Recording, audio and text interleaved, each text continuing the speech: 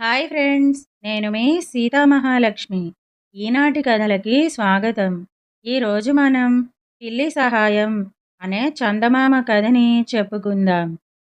అనగా అనగా ఒక ఊళ్ళో ఒక వర్తకుడు. అతనికి ముగ్గురు కొడుకులు. ఒక రోజున అతను ముగ్గురిని పిలిచి తన ఆస్తిని ఈ విధంగా పంచిపెట్టాడు. వ్యాపారం అంతా మొదటివాడికి, రెండోవాడికి గాడిదను, మూడోవాడికి పిల్లిని. పెద్దవాడు రెండోవాడు ఏమీ మాట్లాడలేదు, కానీ కడపటివాడు మాత్రం తన వంతుకు ఎందుకు పనికిరాని పిల్లి వచ్చింది కదా అని చాలా విచారించాడు. అతని విచారం చూసి, ఓయి పిచ్చివాడా, నన్ను గురించి అంత తేలిగ్గా ఆలోచిస్తున్నావా?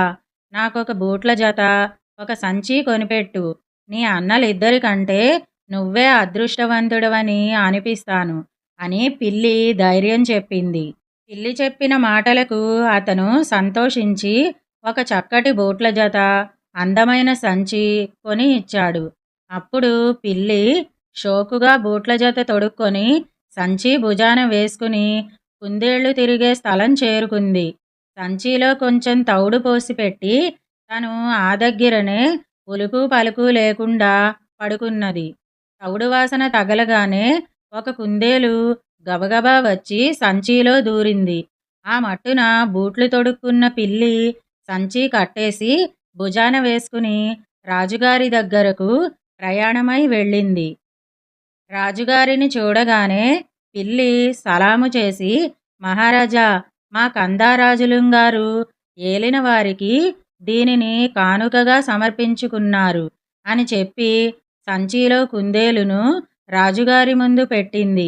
ఆయన పిల్లి తెచ్చిన కానుక పుచ్చుకుని, మీ కందారాజులుంగారితో మేము సంతోషించామని చెప్పు అని పిల్లిని పంపించేశారు.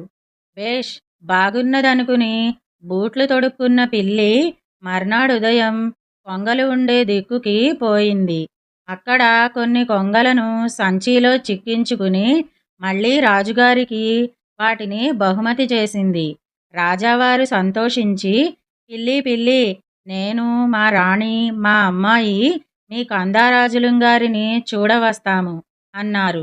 మహారాజులుంగారి ఏనుగు అంబారి బయలుదేరే లోపల బూట్లు తొడుక్కున్న పిల్లి పరుగు పరుగున పోయి తన యజమానిని కలుసుకుంది. బాబాయ్, నువ్వు నేను చెప్పినట్టల్లా చేస్తూ ఉండు. ముందు చొక్కా విడిచి చెరువులో దిగు అని చెప్పింది. పిల్లి చెప్పిన ప్రకారం అతను చొక్కా విడిచి చెరువులో పీకల్లోతు వరకు దిగి నుంచున్నాడు. ఇంతలో రాజావారి అంబారి ఆ దారిన వచ్చేసింది. పిల్లి వెళ్ళి, మహారాజా, మా ప్రభువుగారు స్నానానికని చెరువులో దిగడం చూసి వారి దుస్తులు దొంగలు ఎత్తుకుపోయారు.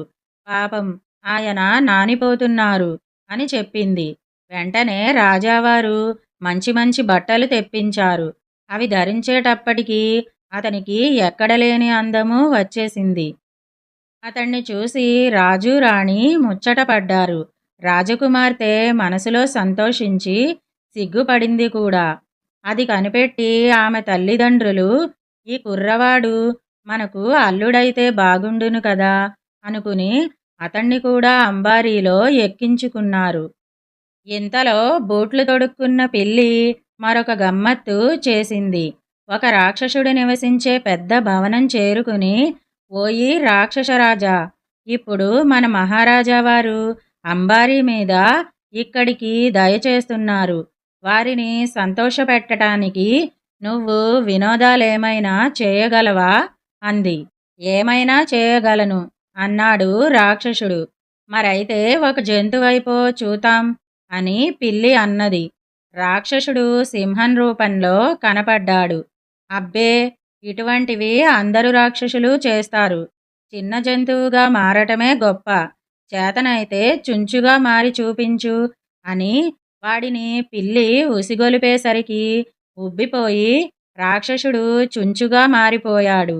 చుంచు రూపంలో ఉన్న రాక్షసుణ్ణి పిల్లి గుటుక్కున మింగేసింది.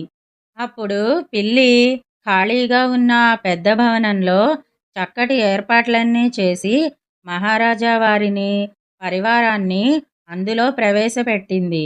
ఇదే మా కందారాజులుంగారి భవనం చూడండి అని చెప్పి రాజావారు చూచివచ్చే లోపల అందరికీ పంచభక్ష పరమాన్నాలతో గొప్ప విందు జరపటానికి కూడా తగిన ఏర్పాట్లు చేసింది.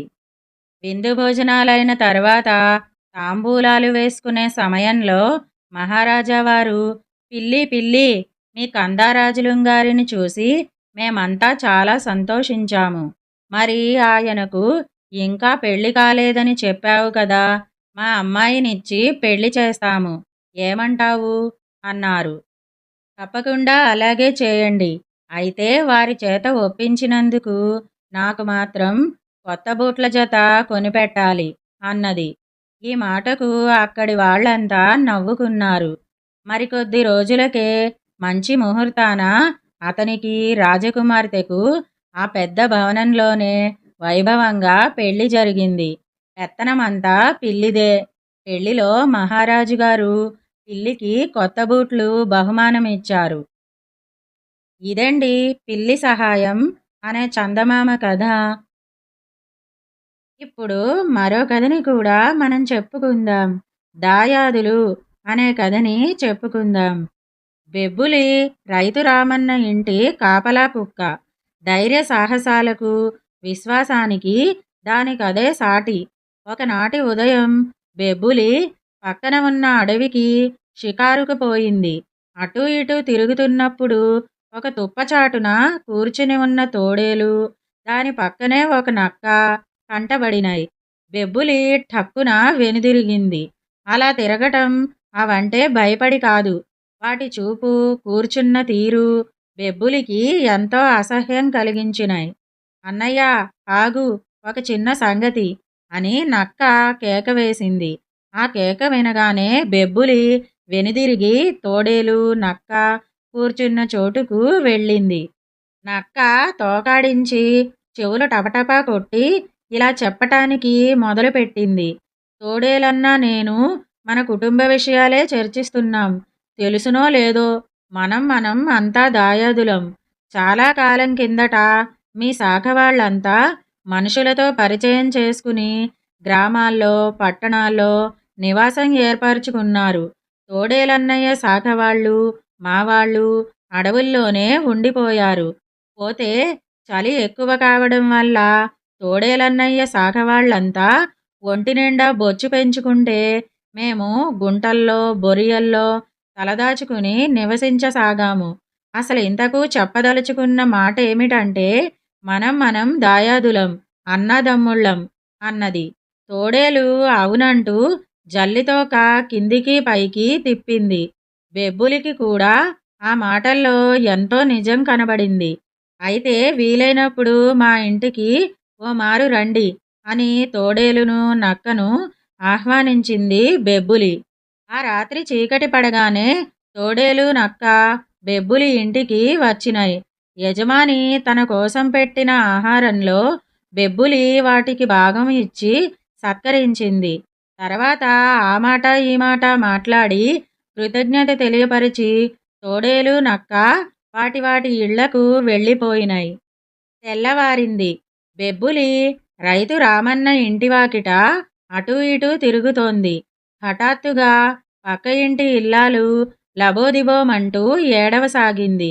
అయితే ఆమె ఎందుకలా ఏడుస్తున్నది అని చూస్తే రాత్రి ఇంటి చూరు కింద కట్టేసిన 2 కోళ్లు అయిపూ అజా లేకుండా పోయినాయి. దొడ్లో కట్టేసిన గొర్రెపోతు అస్థిపంజరం మాత్రమే మిగిలి ఉన్నది. బెబ్బులికి ఆశ్చర్యం వేసింది. కోళ్లను, గొర్రెను ఎవళ్ళు ఎత్తుకుపోయి ఉంటారా అనే సమస్య తేల్చుకోలేక మనస్సులో మదనపడసాగింది. తను ఎంతో విశ్వాసమైన జంతువు అనే సంగతి తనకు తెలుసు. తన దాయాదులైన నక్క, తోడేలు కూడా చాలా మంచివాళ్లని దాని దృఢ నిశ్చయం. మరి అటువంటప్పుడు ఇటువంటి పని చేసిన ఆ దుర్మార్గులు ఎవరై ఉంటారు అని ఆలోచనలో పడింది బెబ్బులి. చీకటి పడింది. తోడేలు, నక్క మామూలుగా వచ్చినాయి.